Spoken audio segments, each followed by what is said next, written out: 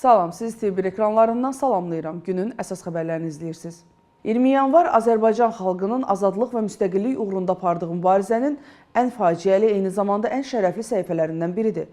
Bu tarix ərəfəsində yanvarın 19-da Azərbaycanda akreditə olunmuş diplomatik korpusun nümayəndələri, dövlət qurumlarının təmsilçiləri və gənc nəsil Şəhidlər Xiyabanını ziyarət ediblər.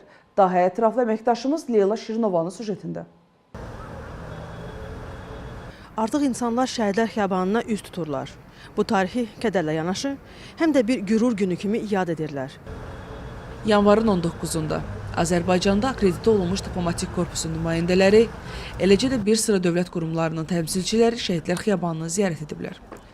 Ziyarət zamanı Azərbaycanın müstəqilliyi və ərazi bütövlüyü uğrunda canlarından keçmiş şəhidlərin əziz xatirəsi dərin ehtiramla yad olunub.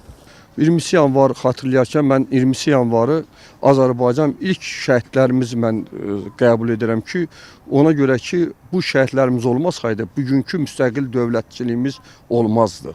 O Şəhidlər Xiyabanını ki, indi deyirik müqəddəs yerimizdir. Bilirdik ki, bu qədim Çəmbərəkənd məzarlığıdır. Bilirdik ki, dağılıb, uçulub, burada Qafqaz İslam Ordusunun şəhidləri yatır, xalqımızın qəhrəman oğulları yatır.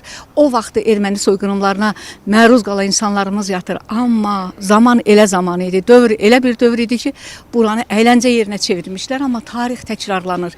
Və zaman gəldi, 90-cı illərdə yenə həmin o müstəqillik aşiqlərimiz, bizim azadlığımızın, müstəqilliyimizin carçıları, həmişə şəhidlərimiz, bugünkü şəhidlərimiz canlarını yenə torpağımız üçün qurban verdi və bura yenidən həmin o müqəddəs məkana çevrildi.